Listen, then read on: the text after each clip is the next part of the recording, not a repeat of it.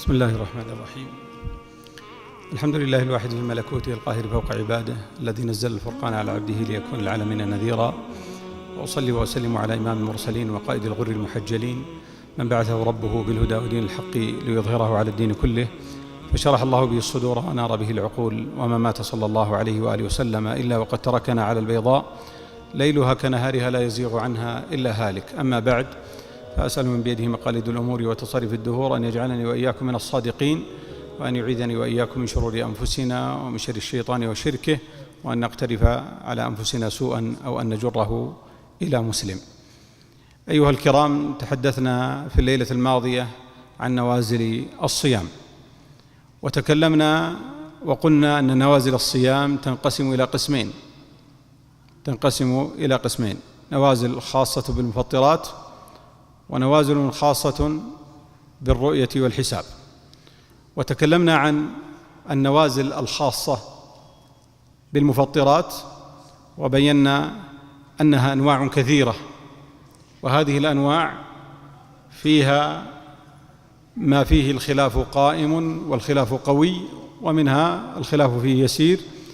وبينا كيف أن الفقهاء رحمهم الله تعالى بيّنوا حكمها وطريقة بيان حكمها.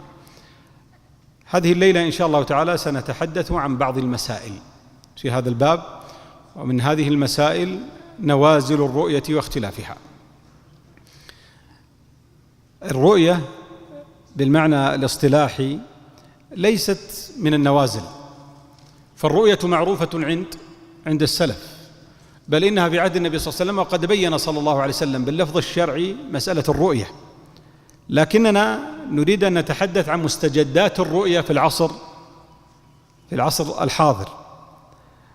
وأول هذه النوازل هي اختلاف مطالع الأهلة.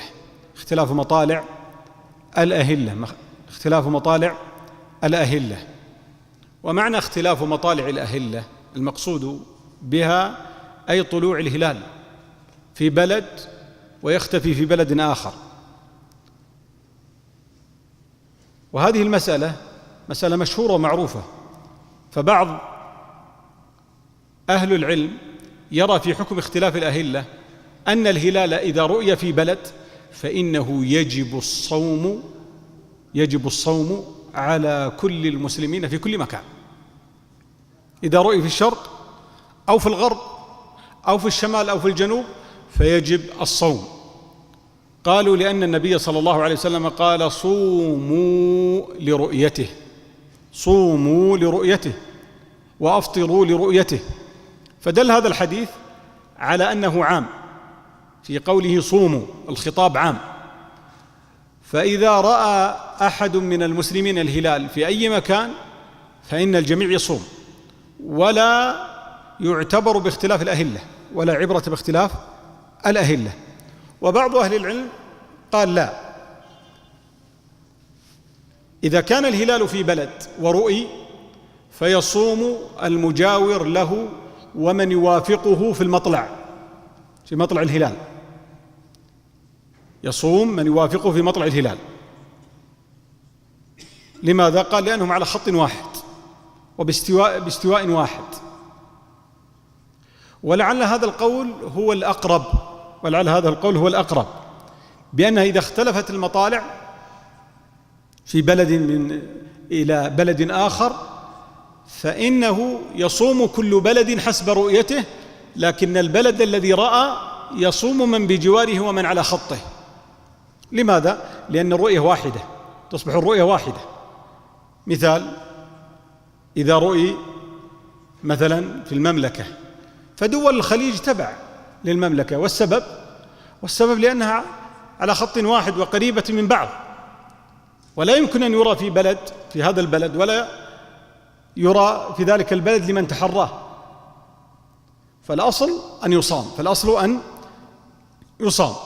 وأما إذا اختلفت المطالع من بلد إلى بلد فكل بلد يصوم على رؤيته. وهذا هو الصحيح، أن اختلاف المطالع معتبر، اختلاف مطالع الهلال معتبر. وهذا دل له ما جاء في صحيح الإمام مسلم من حديث كريب أن أم الفضل بنت الحارث أرسلته إلى الشام في حاجة لها. ذهب إلى الشام، وكان معاوية بن أبي سفيان رضي الله تعالى عنه في الشام، فذهب إلى الشام وقضى حاجته، فرؤي الهلال. رؤي الهلال أين؟ رؤي في الشام ليلة الجمعة، ليلة تصبح الجمعة، فرؤي الهلال، بل هو ممن رآه معهم، فصام وصام المسلمون في الشام. ولما قضى حاجة أم الفضل رجع إلى المدينة، فلما دخل المدينة كلمه ابن عباس، ثم سأله ابن عباس: متى صمتم؟ فقال: إنا رأينا الهلال ليلة الجمعة. قال: أرأيته؟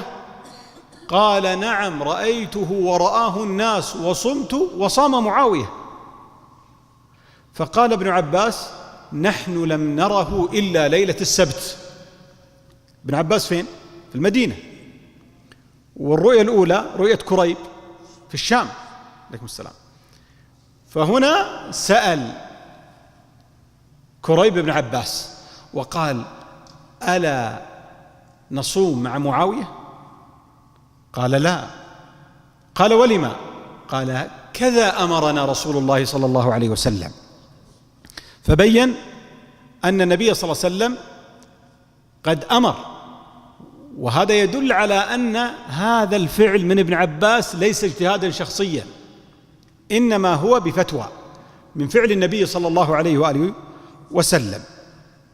ولذلك الإمام النووي رحمه الله تعالى في شرح على صحيح مسلم بوب بهذا الباب، باب بيان أن لكل بلد رؤيته، كل بلد له رؤيته، فدل على اختلاف المطالع. فإذا اختلفت المطالع من بلد إلى بلد فكل بلد يمسك حسب ذلك البلد. وإذا كنت أنت في أي بلد من البلدان فإنك تمسك معهم، وهذا هو الأصل. إذن اختلاف المطالع معتبر، اختلاف المطالع من بلد إلى بلد معتبر. فإذا رؤي الهلال في بلد فإنه يصوم ذلك البلد، وإذا كان البلد مخالفا له في الخط والموقع فإنه يصوم على رؤيته، وهذا هو الظاهر والله تعالى أعلم. النازلة الثانية الحساب الفلكي. وهذه مسألة الحساب الفلكي هي ليست مسألة مستجدة، هي معروفة أصلا، ذلك ناقشها شيخ الإسلام ابن تيمية، وهي معروفة، بل النبي صلى الله عليه وسلم بينها في بعض أحاديثه، وبين أن هناك حساب وأن هناك رؤية. ولذلك يقول النبي صلى الله عليه وسلم: نحن أمة أمية، الشهر هكذا وهكذا وهكذا، وضم الإبهام في الثالثة يعني 29 يوما، ثم قال: أو هكذا وهكذا وهكذا، ولم يضم الإبهام في الثانية، فدل أن الشهر 29 أو 30، وأنه بحساب، الصلاة بحساب. حتى الآن الناس يمشون على نظام الساعات هو نظام حساب، الساعة هي نظام حساب. لكن العلماء يرون عدم اعتبار الحساب الفلكي في ثبوت الشهر، دخوله وخروجه، يرون ذلك، يرون أنه لا يعتبر. وهذه المسألة، مسألة الحساب اللي هو الحساب الفلكي والرؤية، سأقرر الآن الراجح فيها، لكن أقدم ببيان عام.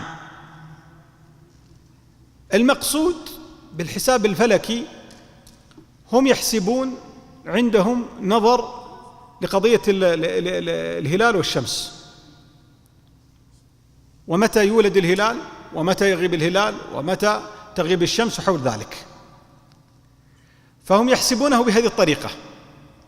فالعلماء في الحساب من العلماء من يأخذ به مطلقا، بل يقول إن الحساب قطعي، لأنه منطلق من قواعد لا يمكن أن تنخرم، قطع. ومنهم من رد الحساب بالكلية، وهذا جمع من أهل العلم ردوا مسألة الحساب. والقول الثالث التوسط في مسألة الحساب، وهذا هو الأقرب والله تعالى أعلم، أن مسألة الحساب أن في قضايا متفق فيها في الحساب، وهذه القضايا المتفق فيها في الحساب نأخذ بها، والقضايا التي فيها اختلاف ننظر إلى ما رجحه الشرع فنأخذ بما في الحساب اللي هو الرؤية. هم يرون أن حالات الرؤية 5، يرون أن حالات الرؤية 5، 4 متفقون عليها، وهذه ال4 ليس فيها خلاف. الحالة الأولى أن يغرب القمر قبل الشمس، أن يغرب القمر قبل غروب الشمس، وهذه هي وقت قياس أو رؤية القمر. فإذا غرب القمر قبل غروب الشمس فبالاتفاق أنه لا يرى، أنه لا يرى، خاصة إذا رؤي في جميع البلدان العربية والإسلامية الشرقية الغربية. إذا غرب القمر قبل الشمس فإنه لا يرى. ومن جاءنا وقال إني رأيت القمر يعني بعد غروب الشمس وهو قد غرب قبلها فلا يؤخذ بقوله، لأنه لا يمكن رؤيته. هذه الحالة الأولى. الحالة الثانية أن يغرب القمر بعد غروب الشمس. إذا الحالة الأولى قبل غروب الشمس، يعني يغرب ثم تغرب الشمس. الحالة الثانية أن يغرب القمر بعد غروب الشمس، يعني الحالة الأولى سبق الشمس، الحالة الثانية تبع الشمس. وهذه الحالة إذا رؤي بعد الغروب فإن اليوم التالي هو الغرة، غرة الشهر. وهكذا هو الآن، حتى غدا ستكون الرؤية ومتابعة الرؤية بعد المغرب مباشرة. اتضحت هذه الحالة الثانية. الحالة الثالثة أن تغرب الشمس كاسفة، أن تغرب الشمس كاسفة. وهذه الحالة، حالة غروب الشمس كاسفة، يسمونها الفلكيين أو يسمونها المحاق، أن تغرب كاسفة بمعنى أن الشمس أصبحت بين الأرض والقمر، خلاص، أو القمر أصبح بين الشمس والقمر، بين الشمس والأرض، فكسفت الشمس بسبب القمر، صار بينها وبين الأرض، فلا يمكن أن يرى أصلا، لا يمكن أن يرى. وهذه المسألة الثالثة. المسألة الرابعة أن يولد الهلال بعد غروب الشمس، أن يولد الهلال بعد غروب الشمس. كيف؟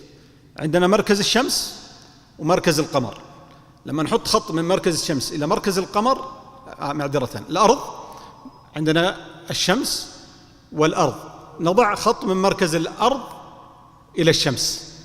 في هذه المنطقة إذا مر القمر يظهر منه ضوء أصفر ضعيف، هذا يسمونه ولادة الهلال، ولادة الهلال، وليس له دخل لا في الغروب ولا في غيره، إنما هكذا يسمونه، هذه التسمية، تسمية يعني ولادة الهلال.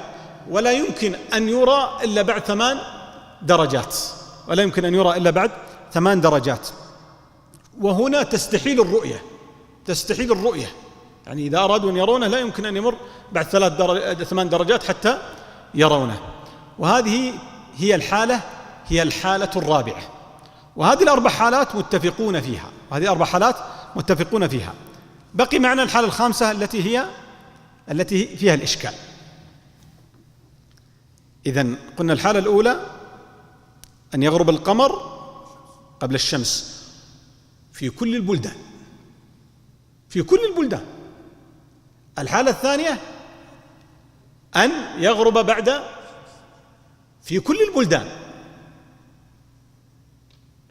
الحالة الثالثة عند كسوف الشمس. الحالة الرابعة عند الولادة. الحالة الخامسة أن يغرب، وهذه حالة علمية صحيحة، أن يغرب قبل غروب الشمس، أن يغرب قبل غروب الشمس في بعض البلدان، ويغرب بعد غروب الشمس في بعض البلدان. يعني خلط بين الحالة الأولى والحالة الثانية. يعني يرى في بعض البلدان أنه غرب قبل الشمس، ويرى في بعض البلدان أنه غرب بعد غروب الشمس. وهذه الحالة التي تولد عندنا ما يسمى باختلاف المطالع، ما يسمى باختلاف المطالع، وهذه هي التي حصل الخلاف فيها، فبعضهم يرى وبعضهم لا يرى، فقد يرى في بعض البلدان ولا يرى في بعض، وهذا هو وهي التي حصل فيها الإشكال. وهذه ناشئة عن دوران القمر، تنشأ هذه الحالة. هنا حصل الخلاف بين الفلكيين وبين أهل الرؤية. إذن نعود ونقول حساب الفلكي في مسألة الرؤية لا نأخذ به، رؤية الدخول والخروج، الأصل أن نأخذ بالرؤية وهي المعتمد. قد يأتينا أهل الحساب ويأتون بحسابات معينة، نقول أبدا هي قرينة نستأنس بها ولا نأخذ بها، بل نجعل الأصل الرؤية، لأن النبي صلى الله عليه وسلم قال: صوموا لرؤيته وأفطروا لرؤيته، فإن غم عليكم أو فإن غبي عليكم فاقدروا له. وقال صلى الله عليه وسلم كما في الصحيحين: لا تصوموا حتى تروا الهلال. هذا نص: لا تصوموا حتى تروا الهلال ولا تفطروا حتى تروه. فدل هذا الحديث على أن الصيام مرتبط بالإيش؟ بالرؤية، أن الصيام مرتبط بالرؤية. والله تبارك وتعالى يقول: يسألونك عن الأهلة قل هي مواقيت للناس والحج. مواقيت للناس عامة، فالناس يؤقتون بها في مصالحهم الدنيوية ونحوها، وأيضا هي مواقيت للعبادة. فدل هذا على أن المسلم ينبغي أن يستفيد من هذه المواقيت وأن يتعلمها. وبالنسبة لتعلم علم الفلك ينقسم إلى قسمين، يعني من باب زيادة البيان والتوضيح. فعلم الفلك تعلمه ينقسم إلى قسمين: علم تسيير وعلم تأثير. علم تسيير وعلم تأثير، ما معناهما؟ علم التسيير هو أن يتعلم أحوال الفلك ليستدل بها على فصول السنة، يستدل بها على الزراعة، يستدل بها على الجهات.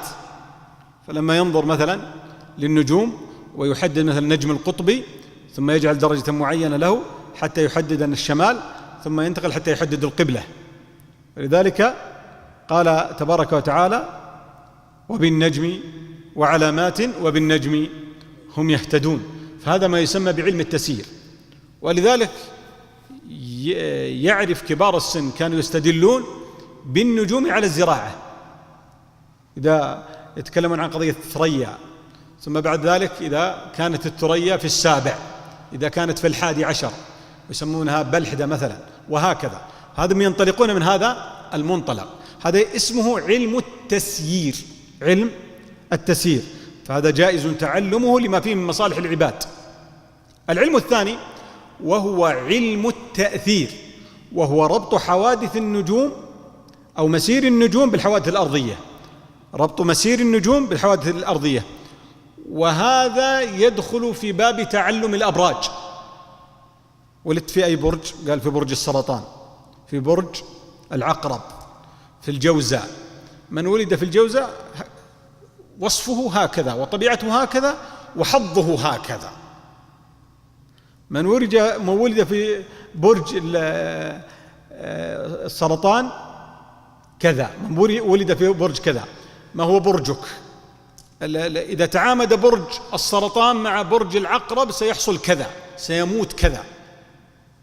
هذا استدلال بسير النجوم على الحوادث الأرضية، وهذا هو الشرك الذي حذر منه النبي صلى الله عليه وسلم، وقال: من اقتبس شعبة من النجوم فقد أشرك. من اقتبس شعبة من النجوم فقد أشرك. الشاهد أن الحساب الفلكي هو معتبر، لكن بالنسبة لدخول الشهر الأصل عندنا الرؤية. النازلة الثالثة في الرؤية استعمال المراصد الفلكية في الرؤية. عندنا الرؤية تنقسم إلى قسمين: رؤية بصرية ورؤية عن طريق الآلات الحديثة. واضح؟ فإما أن يرى الإنسان بعينه، يخرج إلى مكان واسع، مكان مرتفع ارتفاعا يسيرا، لا يكون الارتفاع كثير، لأن الارتفاع إذا كان كثيرا اختلفت مسألة الغروب واختلف القياس، فيكون في مستوى محدد وينظر إلى الهلال. فهذه الرؤية هي الرؤية يسمونها الرؤية البصرية. الرؤية الثانية وهي الرؤية عن طريق الآلات الحديثة والمراصد الفلكية. اختلف العلماء حول هذه المراصد الفلكية، وقال بعضهم لا يجوز، لأن النبي صلى الله عليه وسلم قال صوموا لرؤيته، والمقصود رؤية البصر، الرؤية البصرية. وذهب جمع من أهل العلم إلى القول بجواز استخدام هذه الوسائل الحديثة، استخدام هذه الوسائل الحديثة لما فيها من قضية المصلحة، لما فيها قضية المصلحة، وهي فقط هي تقرب البعيد، كأنك تصعد إلى جبل عالي لتنظر لتقترب فقط، يعني ليس فيها تغيير للحقائق، ليس فيها تغيير للحقائق. الأصل هي فقط تنقلك من نظرك المتأخر، يعني من قصور نظرك سواء بعدا أو قربا، إلى النظر الطبيعي.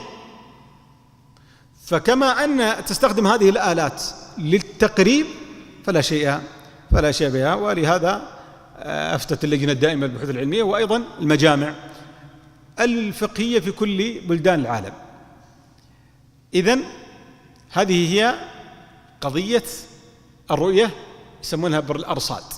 بقي معنا شيء مستحدث جديد، وهي الرؤية عن طريق الأجهزة وربطها بالكمبيوتر. يعني كيف؟ هو أجهزة تقيس لكنها تربط الكمبيوتر. الكمبيوتر ماذا يفعل؟ يصفي ويزيل كثير من الأشياء حتى تتضح الرؤية أكثر وأكثر وأكثر. وهذا اختلف فيه أهل العلم، لأن أحيانا قد يكون في نوع من أنواع التكلف الزائد، والأصل أن تكون الرؤية رؤية طبيعية بدون تكلف. طيب، هذه النازلة الثالثة. النازلة الرابعة: السفر من بلد إلى بلد يختلفان في الرؤية.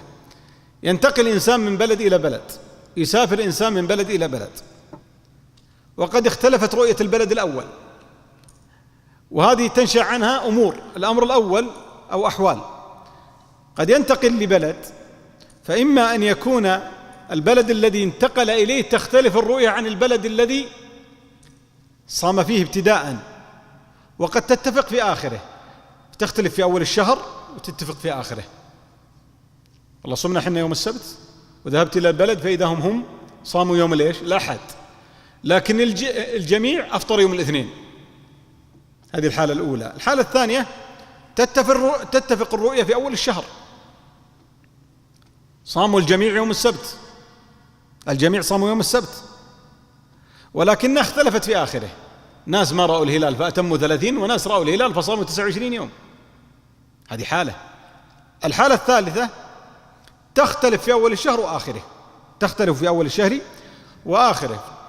نحن صمنا يوم السبت وذهبت إلى البلد آخر مثلا في أوروبا وإذا هم صاموا يوم الأحد، ولما جينا فإذا ربعنا أفطروا يوم الاثنين وهؤلاء أفطروا يوم الثلاثاء، فاختلفت.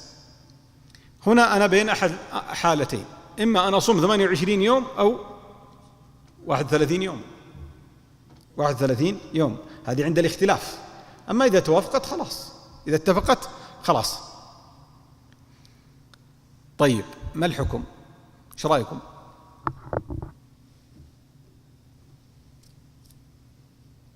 أول مرة تسمعون بها؟ طيب، أعطونا رأيكم، اجتهدوا. أنت الآن سافرت من هنا لأوروبا، لما جيت في أوروبا وجدتهم صاموا بعدنا بيوم وأنت صمت قبلهم بيوم، ثم هم أفطروا يوم 29، صمت أنت 28 يوم، إيش تسوي؟ ولا بالعكس، صاموا هم قبلنا، ولما وصلت فهم صاموا 30 يوم، فأنت صمت تقريبا 29 يوم، فماذا تفعل؟ أو صمت هنا ووصلت هناك وهم صاموا 30 يوم، صمت 31 يوم، ماذا تفعل؟ الأصل أنك إذا وصلت إلى البلد أنك تصوم بصومهم وتبقى معهم على ما هم عليه، لا تختلف عنهم. طيب الفطر ماذا أفعل؟ إن صاموا 30 يوما أو صاموا 29 يوما أنا معهم، فإن صمت 29 أو 30 فليس علي أي قضاء وليس علي شيء. والسبب النبي صلى الله عليه وسلم قال نحن أمة أمية، وبين نشر 29 يوم أو 30 يوما فقد صمت الصوم الشرعي وأفطرت معهم. ليه؟ أفطرت معهم لأن النبي صلى الله عليه وسلم قال الصوم يوم تصومون والفطر يوم تفطرون والأضحى يوم تضحون. هذا الحديث في السنن والحديث سنده صحيح.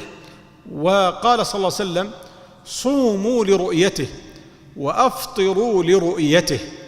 النبي صلى الله عليه وسلم أيضا أمر الصيام لرؤية القمر والفطر لرؤيته، فأنا في بلدي صمت لرؤيته وهناك صمت معهم لرؤيته، فأنا ما خلفت. وفي هذا اجتماع لكلمة المسلمين. طيب إذا كانوا هم صاموا 28 يوم ماذا أفعل؟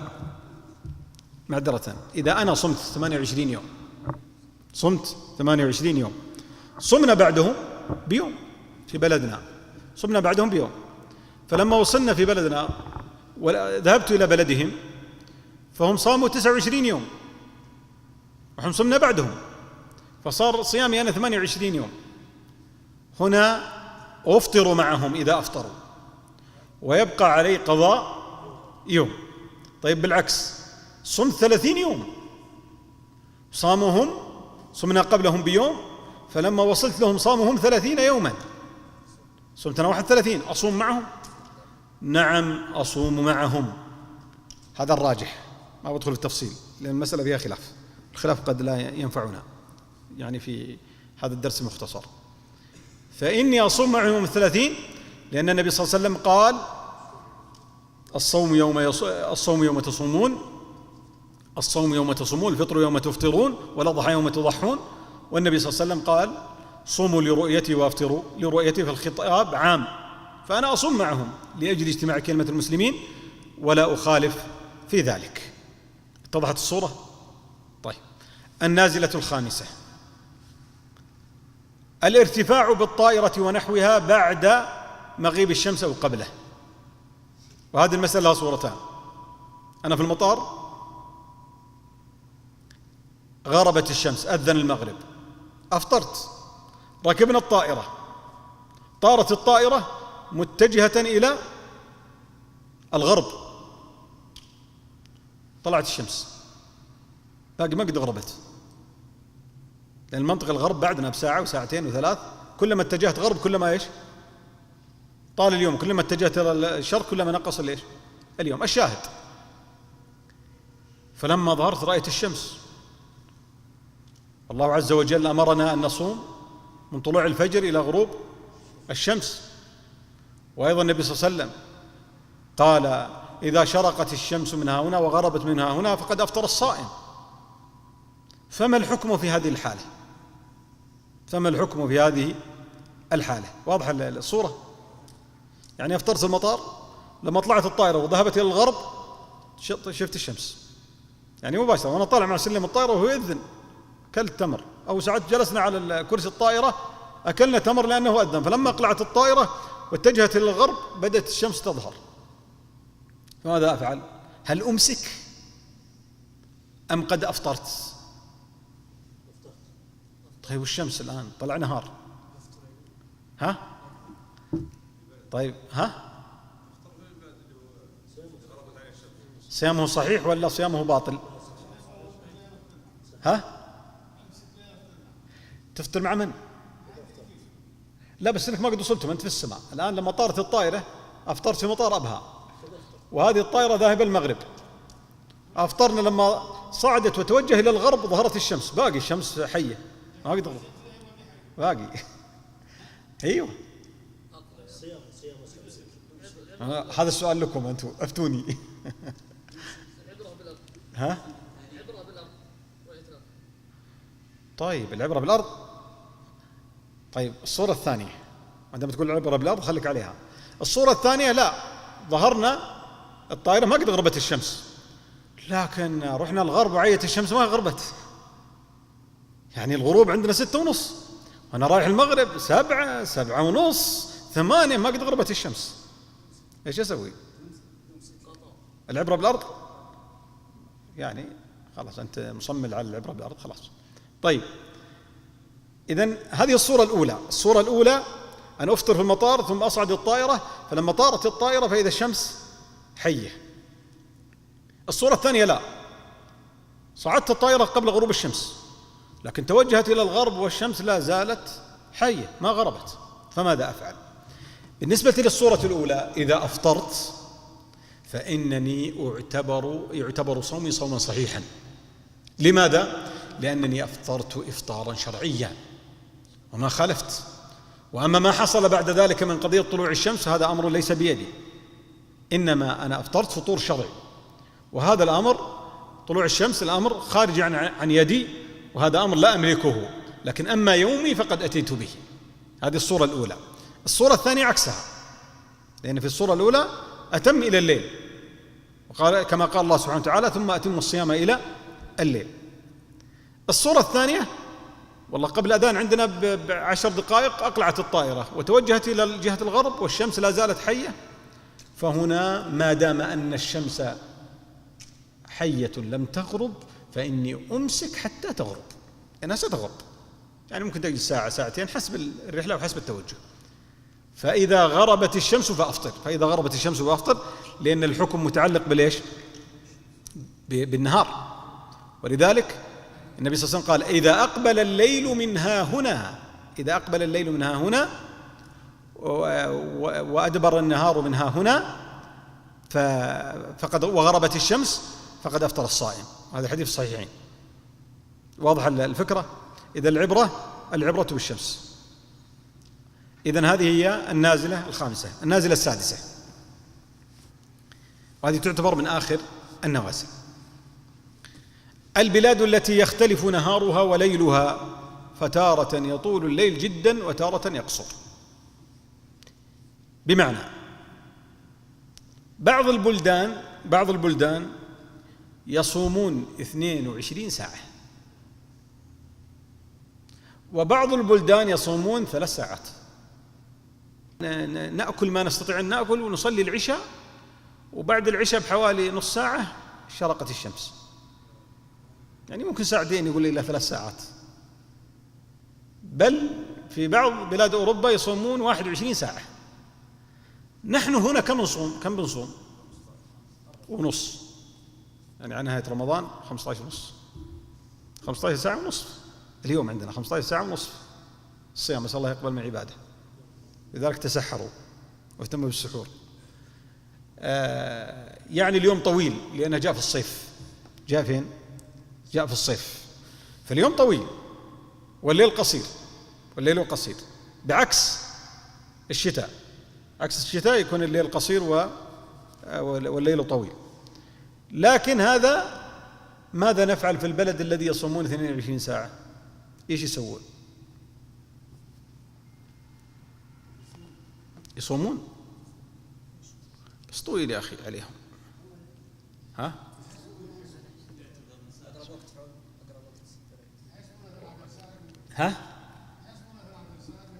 منين جبت 12 ساعة هذه؟ والله حكاك زين. حكاك زين للي يبغى الرخصة. نعم. أقرب بلد يستوي فيه النهار والليل، يعني يفطرون الشمس باقي حية. تفضل شيخ سيد أبو سعيد. طيب يعني وده 23 ساعة، وده 5 ساعات. طيب الشيخ يقول مرتبط الشمس. أنتم يا من تقولون 12 ساعة وتقولون أقرب بلد تستوي فيه الليل والنهار. طيب إذا كان الصيام الصيام في بعض البلدان 3 ساعات، إيش نسوي به؟ تقول له روح أقرب وقت وصم، ولا يوم جات الرخصة فتقول لا عادي بفطر، ويوم جات التكليف تقول لا طويل اليوم. أحسنت. إذن الأصل في بلد تشرق فيه الشمس وتغيب خلال 24 ساعة أن يبقى صائما من الشروق إلى الغروب، أو من طلوع الفجر إلى الغروب، هذا هو الأصل. ولا يجوز له أن يفطر، ولا يجوز له أن يفطر. والله تبارك وتعالى يمتحن ويبتلي من يشاء من عباده. طيب أنا والله يشق علي الصوم، فنقول إذا شق عليك الصوم وأدى هذا الصوم بمشقة تؤدي إلى هلكتك فافطر. لا يكلف الله نفسا إلا وسعها، لا يكلف الله نفسا إلا وسعها. ما جعل الله عليكم في الدين من حرج، والله عز وجل قد رفع عن هذه الأمة الآصار والأغلال ورفع عنها الحرج. ولذلك يقول الله سبحانه وتعالى: وإن كنتم مرضى أو على سفر فعدة من أيام أخر. إذا كان ما يستطيع إنسان مريض ببعض الأمراض المزمنة ويحتاج إلى علاج، أو مريض مثلا بمرض السكر مثلا، انخفض عنده السكر، لا بد أن يأخذ أكل، فهنا يفطر ولا إشكال. بل إن الصوم أحيانا في بعض المسائل محرم، بعض الصور. لما يقول لك الطبيب المسلم ما يجوز لك تصوم، الصوم يضر بك فلا يجوز لك الصوم، لا يجوز لك الصوم، لأن الله سبحانه وتعالى لا يكلف العبد فوق طاقته. الله أرحم منك بنفسك، فلماذا تكلف نفسك ما لا طاقة لك به؟ فعلى المسلم في هذه الحالة ايش؟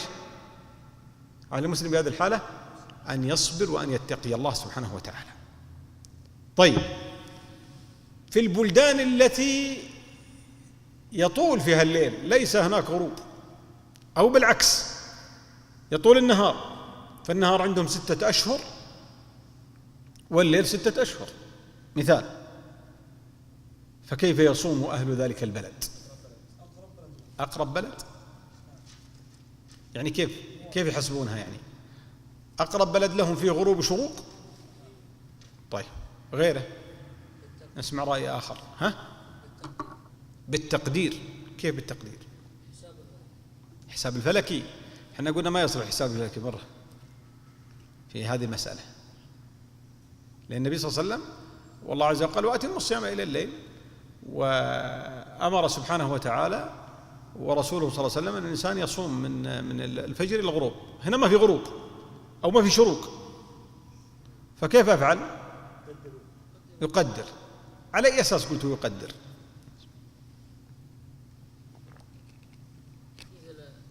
أحسنت. حديث الدجال. حديث الدجال في آخر الزمان يخرج الدجال ويمكث في الأرض 40 يوما، يوما كسنة، ويوما كشهر، ويوما كجمعة، وباقي أيامه كسائر أيامكم. فعندك يوم كسنة. الصحابة رضي الله عنهم انظروا حتى الحرص وتعلق القلوب بالعبادة والصلاة. قالوا: يا رسول الله اليوم كسنة كيف نصلي؟ يعني قلوبهم مع الصلاة، ما فكروا، ما قالوا وين نهرب من الدجال، ماذا نفعل بالدجال، ماذا نصنع. قالوا: اليوم الذي كسنة، لأنهم يعلموا أن الله سيكفيهم به، وأهل الإيمان الله عز وجل يحفظهم. إن الله يدافع عن الذين آمنوا إنا كفيناك المستهزئين. قال صلى الله عليه وسلم: اقدروا له قدره، اقدروا له قدره. وخاصة مع الساعات الحديثة تتيسر الأمور، إذا كانت باقي هناك ساعات، بحيث يبدأ يحسب الإنسان، فيحسب مثلا الساعة الآن 12 نقول صلاة الظهر، الساعة 3:30 صلاة العصر، 6:30 صلاة المغرب، وهكذا حتى يصلي بقدر تلك الوقت الصلوات التي افترضها الله عليه. هذا الحديث يفيدنا في من يطول عندهم النهار، فنقول يصلون كهذا ويصومون اختلف في كيفية صيامهم، فقيل يصومون على صوم أهل مكة، يصومون مع أهل مكة ويفطرون مع أهل مكة، لأن مكة هي قلب العالم، ولأن البلد الذي تتوجه له القلوب والأفئدة والوجوه عند الصلاة، فأينما تولوا فثم وجه الله. قد نرى تقلب وجهك في السماء فلنولينك قبلة ترضاها فول وجهك شطر المسجد الحرام وحيثما كنتم فولوا وجوهكم شطره. قالوا فإذا توجهت القلوب والوجوه فكذلك الوقت يكون كوقت مكة، وهذا قول له وجاهته. ومنهم من قال أنه بأقرب بلد له فيه شروق وغروب، فيه شروق وغروب، ويكون بهذا أدى ما أوجبه الله عليه. طيب، يتفرع عن هذا مسألة، خاصة البلدان التي يومها طويل، أو بعض من لا يريد أن يصوم في اليوم الطويل والحر، فيذهب إلى بعض البلدان الباردة أو بعض البلدان التي يومها قصير، يتعمد السفر لأجل أن يصل إلى بلد يصومون 5 ساعات، ويسافر ويحجز هناك ويجلس أهله شهر كامل هناك يصوم ويفطر مع الناس. فما حكم سفره وما حكم صومه؟ واضحة الصورة؟ ترى هذا متحايل، يعني يبغى يسلم من طول اليوم. فما حكم سفره وما حكم صومه؟ أفتونا مأجورين. ها،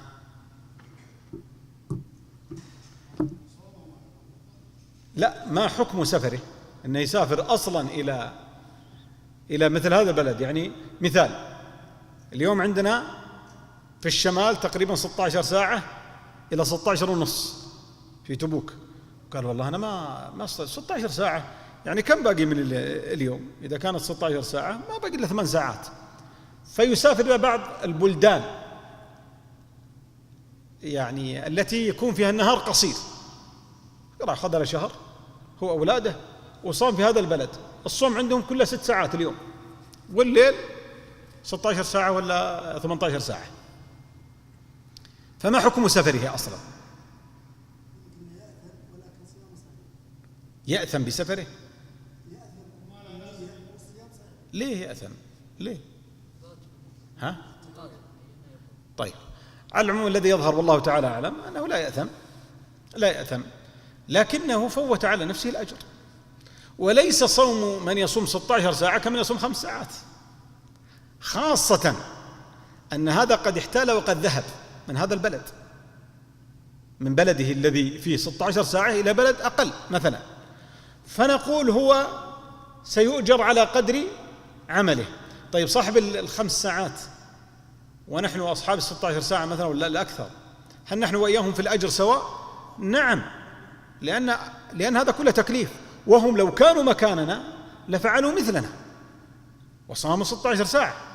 فهذه المسألة تختلف، يعني أهل البلد يختلفون، لكن الذي يتعمد السفر فهو قد فوت على نفسه فضيلة الصبر وفضيلة مكابدة الصوم واحتساب الأجر وكثرة الانكسار والخضوع لله سبحانه وتعالى، وصومه صحيح لأنه صام أول يوم وآخره. مثله الذي يتحايل بالسفر، هو سافر لأجل الفطر، فنقول هذا متحايل لا ينبغي له أن يفعل هذا. لكن لو سافر وأفطر فهو يعتبر مسافرا. ويلحق به الذي عمله سفر، ماذا يفعل؟ واضح الفكرة؟ الذي عمله سفر يعني حياته كلها سفر، موزع مثلا، مرة في نجران، مرة في الخميس، مرة في بيشة، مرة في جدة، مرة في الرياض، مرة في تبوك، يعني حياته كلها سفر. فماذا يفعل؟ يفطر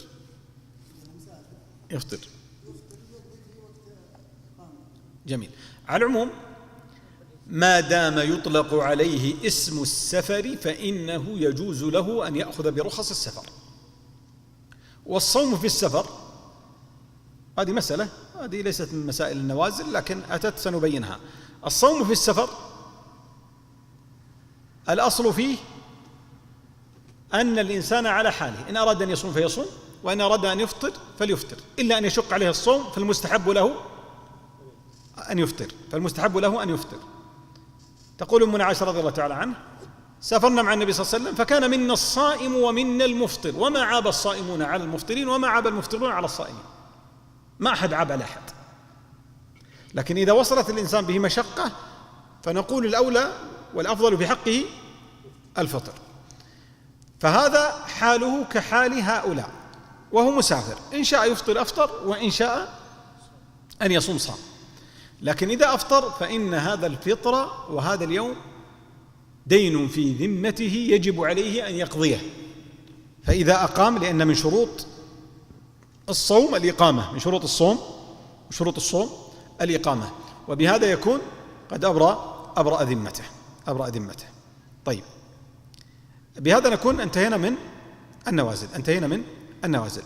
عندنا بعض المسائل التي نناقشها، وهي المسألة الأولى مسألة صوم يوم غد، اللي هو يوم ليش؟ بعد غد، صوم بعد يوم غد. عندنا إما أن يرى الهلال فيصبح بعد غد صوم رمضان، وإما أن لا يرى الهلال فيكون يوم 30 فطر، وإما أن يكون غيم وقتر، فلا نعلم هل يوم 30 هو رمضان أو هو من شعبان، لأننا ما تحققت لنا الرؤية. إذن عندنا 3 حالات. الحالة الأولى أن يرى الهلال، فهنا نقول ماذا؟ يصوم لأنه رمضان. الحالة الثانية ألا يرى الهلال والجو صحو. الحالة الثالثة منع من الرؤية القتر والغيم. فما الحكم؟ هذا اليوم يسمونه العلماء يوم الشك، لأنه يوم مشكوك فيه. ذهب الجمهور إلى أن صيام يوم الشك حرام ولا يجوز، لأن النبي صلى الله عليه وسلم قال كما في حديث ابن عمر وغيره، قال: صوموا لرؤيته وأفطروا لرؤيته، فإن غم عليكم، وفي رواية فإن غبي عليكم فاقدروا له، وفي رواية فأتموا صوم شعبان 30 يوما. إذن هذا النص. ولهذا ذهب الجمهور إلى أنه لا يصام وأنه يحرم صومه. خالف ابن عمر رضي الله تعالى عنه وكان يصوم، ولذلك مذهب الحنابلة يرون وجوب الصوم يوم 30 احتياطا، حتى أن ابن عمر رضي الله تعالى عنه كما جاء عنه أنه كان إذا رأى الهلال صام رمضان، وإذا لم يره لم يصوم، فإذا كان غيم أو قتر صام. قال: إن كان من شعبان فخير، وإن كان من رمضان فقد أديت فرضي. ولذلك تأول قول النبي صلى الله عليه وآله وسلم: فاقدروا له. ومعنى فاقدروا له قال هو بمعنى ضيقوا، كقوله سبحانه وتعالى: ومن قدر عليه رزقه، أي ضيق عليه رزقه، فيقول ضيقوا. كيف التضييق عند ابن عمر؟ قال: نضيق شعبان إلى 29 يوم، لأن الشهر إما 30 أو 29. قال: فنضيق شهر شعبان حتى يصير 29 ونصوم هذا اليوم إبراء للذمة. لكن الصحيح ما ذهب إليه الجمهور من أنه يحرم صيام يوم الشك، اللي هو يوم 30 الذي كان بسبب الغيم والقتر. طيب، المسألة الأخرى وهي مسألة التهنئة بشهر رمضان. والغريب أن الناس يرسلون رسائل قد يرسلون من أول أمس يهنوا برمضان. فما حكم التهنئة بشهر رمضان؟ إيش حكم التهنئة أصلا؟ هذه عبادة، يعني أنت تصلي الآن، هل أحد يهنيك بالصلاة؟ فما حكم التهنئة بشهر رمضان؟ إيش رأيكم؟ وإيش حكم جمعة مباركة؟ بدعة؟ ليش قلت بدعة؟ ما لا أصل. جيد. يعني ترى أنت أن التهنئة برمضان بدعة، يعني ما بترسل ولا رسالة لحد في رمضان، خلاص اتفقنا ولا بترسل؟ طيب، يعني الواحد الآن بعضهم يتصل على أبوه، يتصل على أخوه، يتصل على أمه، يتصل على أقاربه، مبروك عليكم الشهر. بل بعض الناس والله أنه يوم 20 باقي يبارك، لأنه مسكت معه من أول الشهر، كل ما قبل أحد يبارك له يبارك له، قدحين في يوم 20 وباقي يبارك، مبروك عليكم الشهر، الله يبارك فيك. طيب، فما رأيكم حكم التهنئة؟ ها؟ مكروهة. ليه؟ يقول شوف، ما دامك تقول بدعة هذا حكم شرعي، مكروه حكم شرعي، ليه قلته؟ طيب، أولا هذا هو السؤال، هل التهنئة عبادة أو عادة؟ تهنئة الناس ببعض، الآن لما يولد الإنسان مولود يقولون مبروك، إيش حكمها؟ بدعة؟ ليه؟ عادة الناس، عادة الناس، من جاء له مولود يباركوا له، من اشترى سيارة يباركوا له، من اشترى قطرة يباركوا له، الأمر سهل. الشاهد أن التهنئة هي من باب العادات ليست من باب العبادات، أنها من باب العادات ليست من باب العبادات، فليس فيها شيء. ولذلك النبي صلى الله عليه وسلم كان يبشر أصحابه بدخول رمضان، فكان يقول صلى الله عليه وسلم: جاءكم شهر كريم، شهر مبارك، شهر أوله رحمة وأوسطه مغفرة وآخره عتق. وكل الأحاديث التي جاءت بذكر فضل دخول رمضان لا تصح، هذا الحديث لا يصح. وحديث صلاة النافلة فيه بفريضة والفريضة ب7 فريضة أيضا لا يصح. لكن جاء من حديث سهل بن سعد النبي صلى الله عليه وسلم قال: جاءكم شهر رمضان، شهر مبارك، شهر عظيم. ثم ذكر صلى الله عليه وآله وسلم في هذا الشهر أنها تفتح أبواب الجنان وتغلق أبواب النيران وتصفد الشياطين، وهذا بعضهم يحسنه وبعضهم يحسنه. الشاهد أنه لا بأس من التهنئة بإيش؟ بدخول شهر رمضان، التهنئة بدخول شهر رمضان، وأن هذا من العادات المحمودة والتي ليس فيها شيء. وبعضهم يرى أن ما دام النبي صلى الله عليه وسلم أنه بشر بهذا الشهر فيكون داخلا في باب التهنئة، ويدخل فيه باب تهنئة الصحابة بتوبة الله على من؟ على كعب مالك رضي الله تعالى عنه لما تاب الله عليه فكانوا يهنئونه، حتى لما دخل على النبي صلى الله عليه وسلم المسجد قام إليه طلحة بن عبيد الله قال: فما نسيتها لطلحة، يعني كانت لها منزلة في قلبه. في حكم التهنئة لا بأس أن يهنئ، لكن متى تبدأ التهنئة؟ بعد دخول رمضان. أما مسألة الناس يهنون قبل رمضان 5 أيام قد لا يدركه الإنسان، قد لا يدرك الإنسان رمضان. مسألة تقدم رمضان بصوم يوم أو يومين أو بالصيام، جاء عنه صلى الله عليه وسلم أنه قال: إذا انتصف شعبان فلا تصوم. وجاء عنه صلى الله عليه وسلم أنه قال: لا تقدموا رمضان بصوم يوم ولا يومين إلا رجل كان له صوم فليصم. هذه رواية البخاري: إلا رجل كان له صوم فليصم. فما حكم هذا الفعل؟ يعني حكم الصوم عندنا الآن حديثان متعارضان. الحديث الأول: إذا انتصف شعبان فلا تصوموا، وقوله صلى الله عليه وسلم: لا تقدموا رمضان بصوم يوم أو يومين.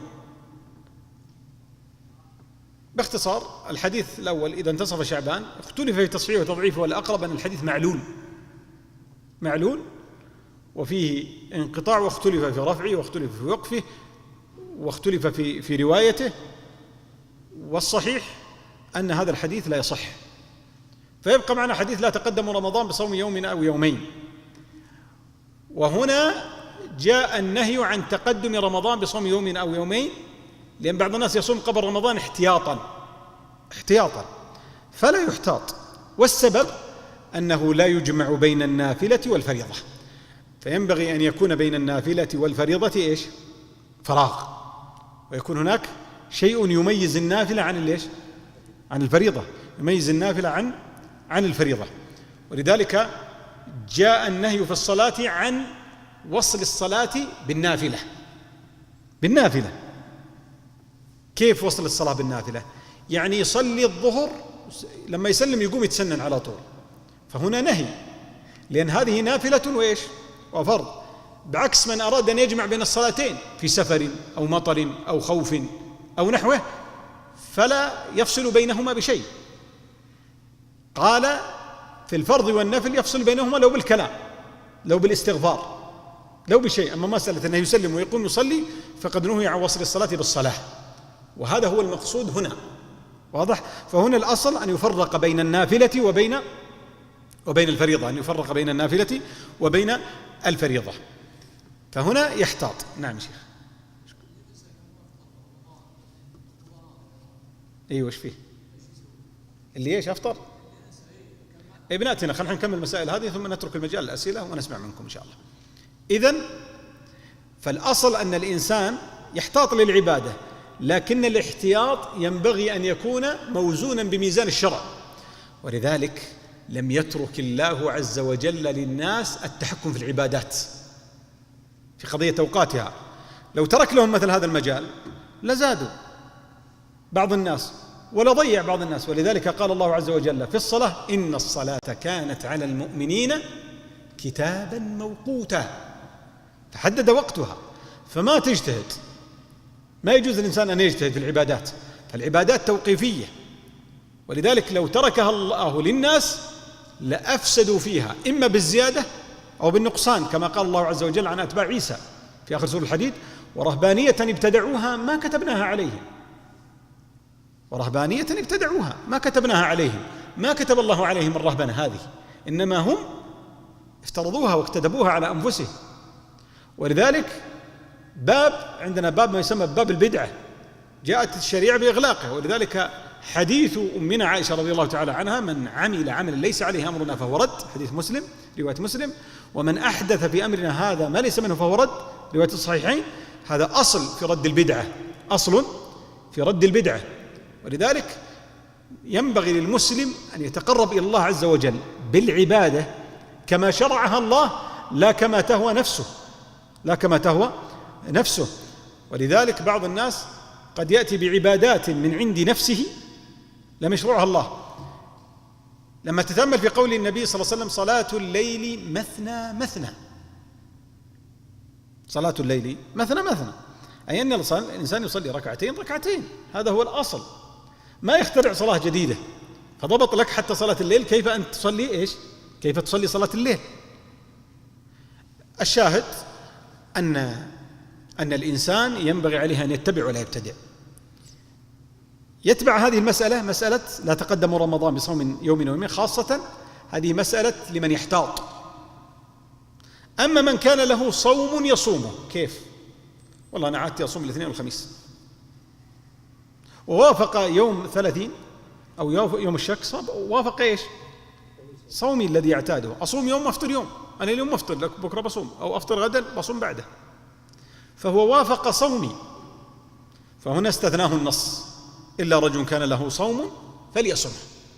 ويستثنى منه أيضا من كان عليه قضاء، من كان عليه قضاء فإنه يصوم، من كان عليه قضاء فإنه يصوم. وبهذا نكون أتينا على كثير من المسائل، وخاصة المسائل التي نحتاجها في هذه الأيام.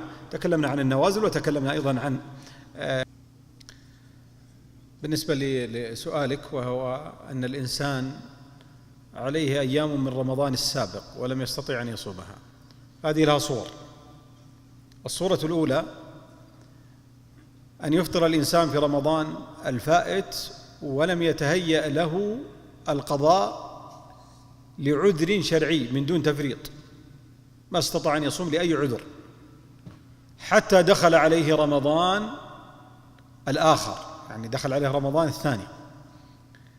فهذا الأقرب والله تعالى أعلم أنه لا زال ذلك اليوم في ذمته، أن ذلك اليوم في ذمته، ويجب عليه أن يقضيه بعد رمضان هذا، يجب عليه أن يقضيه.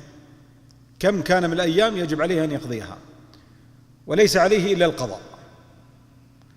أما إن كان فرط وتهيأت له أسباب القضاء لكنه فرط وتكاسل وتهاون حتى دخل عليه رمضان، فلا زالت تلك الأيام وذلك اليوم في ذمته، فإذا قضى رمضان فإنه يعني انقضى رمضان فإنه يصوم تلك الأيام التي عليه من الرمضان الفائت، ثم يطعم عن كل يوم مسكين.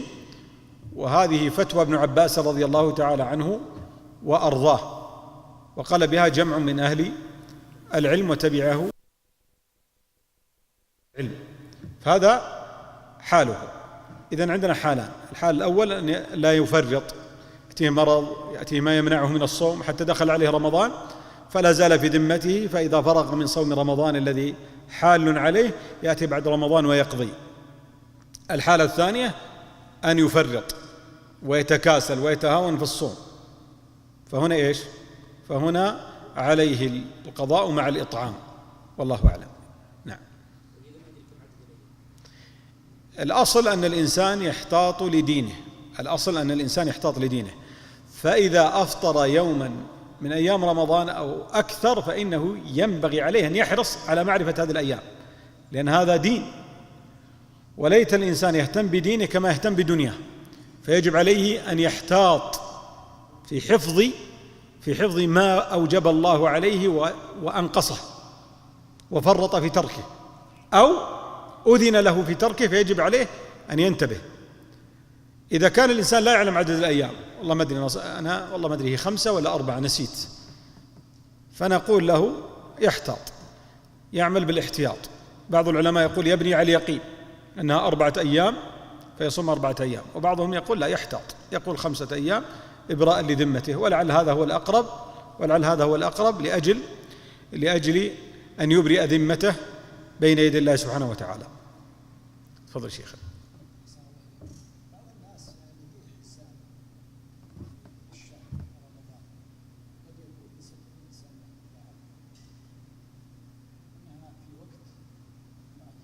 ليلة القدر على العموم هذه مسألة الحساب، ولذلك أهل الحساب ممكن يعطيك 20 سنة قدام، ما عنده مشكلة، لأنها خلاص صارت حساب يومي، عندك 29 يوم 30 يوم. النبي صلى الله عليه وسلم بين أن الأيام هكذا وهكذا، ولذلك أهل الفلك وأهل الرؤية متفقون على أن الأيام لا تزيد عن 30 ولا تنقص عن 29. فهنا سيتفق الحساب، لأن 6 أشهر 29 و6 أشهر 30، فهنا الأمر يعني انضبط، خاصة الحساب بالحساب رؤية القمر، ليست الرؤية الشمسية أو حساب الشمسي، نحن نتكلم عن القمر. فقضية الحساب فيستطيع أن يجعل لك حساب لمدة 40 سنة 50 سنة أمام وليس عنده إشكال. هذا الأمر فيه سعة في قضية الحساب هذا هم عندهم حسابات من قديم، ولكن يبقى أنها تضبط معنا الرؤية في قضية العبادات. نعم.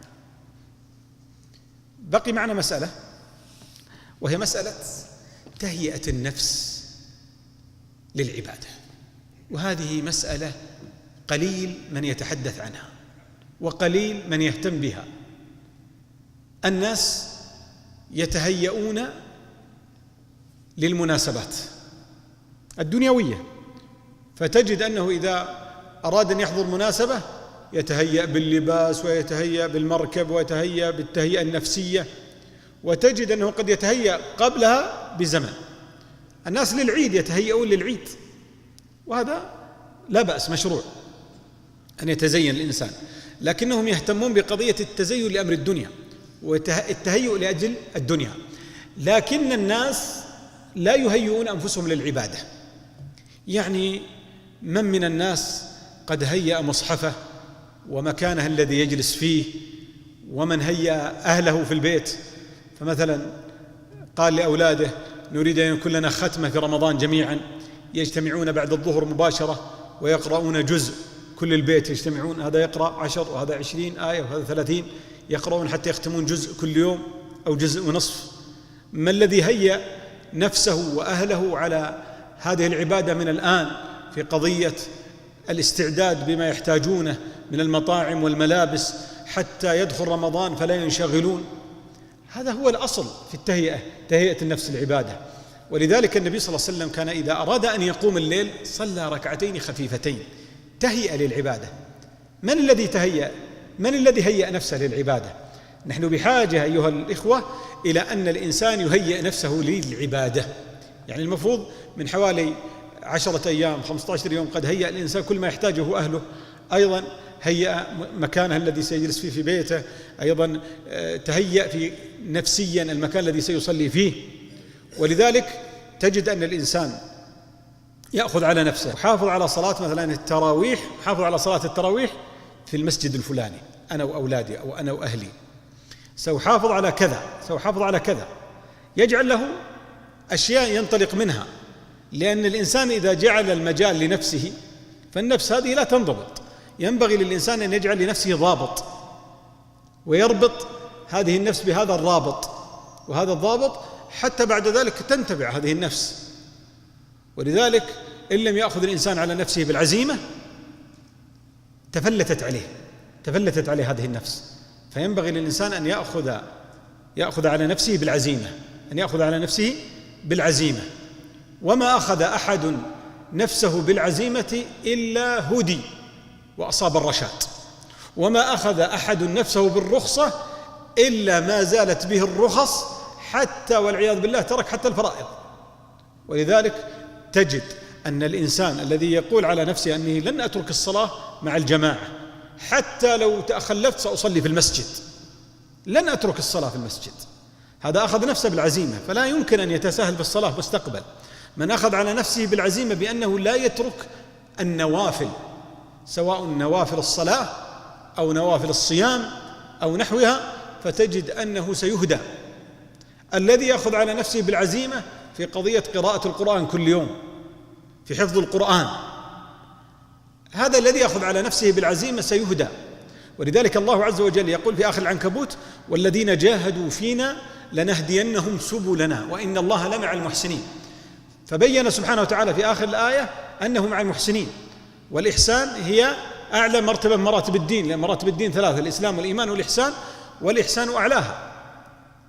أعلاها كما بين النبي صلى الله عليه وسلم حديث جبريل الطويل. الشاهد أن الله سبحانه وتعالى يقول: والذين جاهدوا فينا لنهدينهم سبلنا. ولذلك تجد أن بعض الناس عندما يقبل على الله سبحانه وتعالى يفتح له الله تبارك وتعالى أبواب الفهوم وأبواب العلوم وأبواب الطاعات، أبواب هو بنفسه لم يكن يحسب أنه سيصل إلى مثل هذه الأبواب، لم يكن يحسب.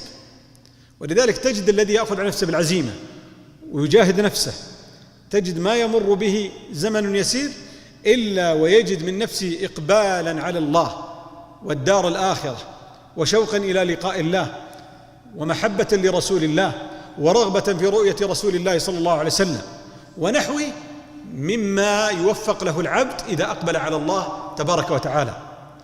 ولذلك ينبغي للمسلم أن يأخذ نفسه بالعزيمة، ولا يأخذ بالرخص التي تنقص من أجوره ومن عمله. وأقصد بالرخص أنه ليس المقصود بالرخص الشرعية التي أمر الله أن يؤتى بها، لأن هناك رخص يحب الله أن تؤتى كما يحب أن تؤتى العزائم، فإن الله يحب أن تؤتى رخص كما يحب أن تؤتى عزائم. لكن الذي أقصد بالرخص هنا يعني يرى أن مثلا النوافل أنها سنة، فيقول أنا لن أصوم النوافل مثلا، أو لن أصلي النافلة، أو يتهاون في الوتر أو في ركعتي الفجر أو نحوها. هذا ما أقصده بالترخص، ولا يأخذ بالعزيمة في مثل هذا الأمر، أو يأخذ بما كان سنيته مؤكدة أو استحبابه مؤكد أو حتى مستحب. ولذلك المسلم الحق لا يفرق بين السنة والفريضة، ما يقول هذا سنة أتركه وهذه فريضة، إنما المؤمن الحق هو الذي يأتي بجميع ما أمره الله به وما افترضه الله عليه. ولذلك جاء في الصحيح حديث أبي هريرة النبي صلى الله عليه وسلم قال الله عز وجل: من عاد لي وليا فقد آذنته بالحرب، وما يزال عبدي يتقرب إلي بالنوافل حتى أحبه، فإذا أحببته كنت سمعه الذي يسمع به، وبصره الذي يبصر به، ويده التي يبطش بها، ورجله التي يمشي عليها، ولئن استعاذني لأعيذنه، إلى آخر الحديث. فدل هذا الحديث على أن الذي يأخذ على نفسه بالعزيمة أنه يصل إلى مرحلة أن الله تبارك وتعالى يحبه، ويكون من أحباب الله ويكون من أولياء الله. الشاهد أن المسلم ينبغي له أن يهيئ نفسه لأي عبادة من العبادات. لذلك بعض الناس يقول سبحان الله فلان من الناس يقوم الليل كله، أو فلان من الناس يستطيع أن يصلي بجزئين 3 أجزاء في الليلة. هذا الرجل جاهد نفسه. ولذلك جاء عن أبي عمرو الوراق أنه قال جاهدت نفسي على قيام الليل 20 سنة فتلذذت به 20 سنة.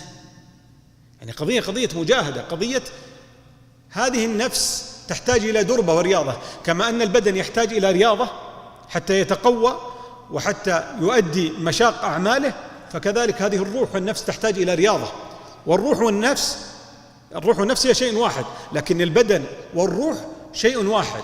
فإذا خرجت الروح من البدن فلا قيمة للبدن، إذا خرجت الروح من البدن فلا قيمة للبدن.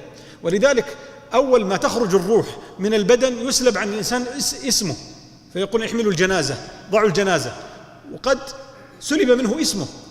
وهذا واضح في قضية ماذا؟ في قضية أن الروح ذات أهمية عليا. ولذلك ينبغي للمسلم أن يزكي نفسه. يقول الله تبارك وتعالى في سورة الشمس والشمس وضحاها، فيقسم الله عز وجل، تبدأ السورة بالقسم، ثم يتتالى القسم والقمر إذا تلاها والنهار إذا جلاها والليل إذا يغشاها والسماء وما بناها والأرض وما طحاها ونفس وما سواها فألهمها فجورها وتقواها، إلى أن يأتي جواب القسم بعد 11 قسما. يقسم الله ب11 قسم، ثم يأتي جواب القسم قد أفلح من زكاها. أفلح من زكى هذه النفس وطهرها واهتم بها. هذه النفس كلما زكت وكلما طهرت كلما صفت وكلما اقتربت من الله تبارك وتعالى وكلما ابتعدت عن المعاصي والذنوب والسيئات والموبقات، وكلما دساها العبد ولم يزكيها، كما قال سبحانه وتعالى وقد خاب من دساها. فهنا الذي يدسي هذه النفس ولا يهتم بتزكيتها يكون في خيبة ويكون في خسار.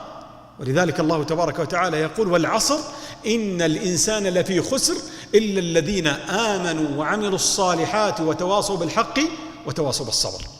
إذن ينبغي للمسلم أن يزكي نفسه وأن يحرص على تزكية نفسه.